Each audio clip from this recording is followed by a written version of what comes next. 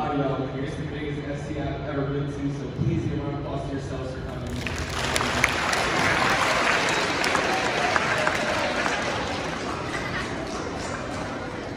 Like I said, we don't have much time, so I'll make this quick.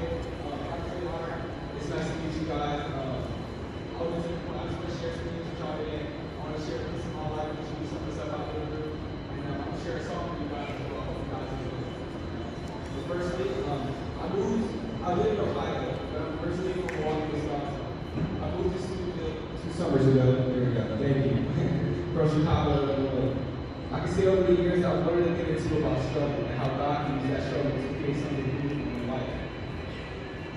I've been homeless on multiple occasions, in foster care, totally abandoned my family. My father was back in prison. Witnessed people pass away in front of me from gun violence. I had a friend, his name was James. He passed away last year on Christmas Eve to by someone trying to rob him and kill him. A friend close to my 2 weeks ago, his name was Nye. He just passed away, he was 22 from a heart attack.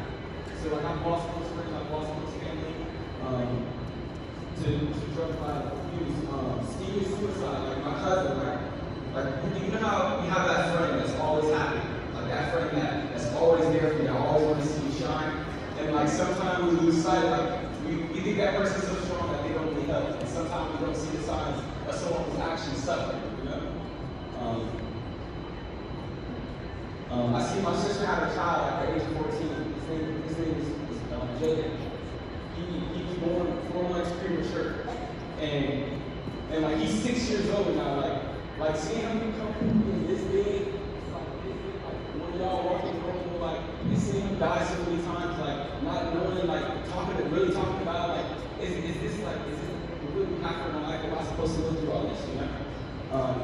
I even had to wash up in a bucket before. Where's you guys have to wash up in a bucket before? That's kind of crazy. I know, it's kind of crazy. I've been discriminated against by various people. I've been discriminated against by people that's supposed to help you. I was in situations where I'm outside, I'm homeless, I'm cold, I need food, and people were supposed to help me, the police, one time the police pulled up on me and my family, I think it was maybe 2 a.m. It's we're on the L train in Chicago, and they see us with all our bags and stuff, they drive by and they look at it, they gave us this look y'all don't belong here, they literally came up to us, we was in the white area at the time, and they look at me, they just came up to us what you guys doing here? They just want to take us to foster care again right there, and we had just fought to be out of foster care for 3 years. It's crazy. So, not my mom. You gotta wait. So why am I telling you all this? My wife, because I'm sorry, guys. Why am I telling you this? Because in the middle of all the chaos, God always was there. He provided for me in ways I didn't even see, I didn't even think it was possible. It was nice when I was in the back of my truck hungry, and God sent people to get my family food, get my name gas, so we can hustle for the next day to the hotel room. So what initially happened is I was with my dad for 2 years, and he went back to prison. My family, they held this grudge against him for all the stuff he did, so they threw us in foster care. It was me, my sister, and my younger brother lost it. So, and my mom, she was in Indiana at the time. So when my family didn't even tell my mom that we was in foster care for 3 months. So she didn't even know. So when she came from Indiana, she came to Wisconsin, where we was at Wisconsin, and she got us out of foster care. But my dad, he was telling the judges my mom was a crackhead, she was doing drugs, she was doing, which it wasn't even true. So they did not let us leave for 6 months. So in that time frame, my mom, she lost her house in Indiana. And the judge also told us, if you don't have tickets for every night that you're outside, you have to have a hotel so you can stay with your mom. So we had to hustle, we had to steal, we had to fight, we had to do everything we did just to stay together with my family. We were homeless. So you have to cherish those bonds. We all have friends in here that try to help us. We have people that we don't like as much, and that's fine. You know? But the point of the matter is, we all have to be together. She's almost 600 kids here, 500 kids here. I've never seen an FCA this big. It's not a lot of kids like you guys that actually want to get to know God. And for me to be able to stay here and tell you my story so I can help y'all relate, like, it's just crazy to me. Because I never, like, would have thought I could be in this position. You know? But yeah, I heard all of that stuff. But hindsight, my nephew experienced all that pain at birth. It was the reason we got housing at that time as well. He walks Philly Hill and I go to school next week.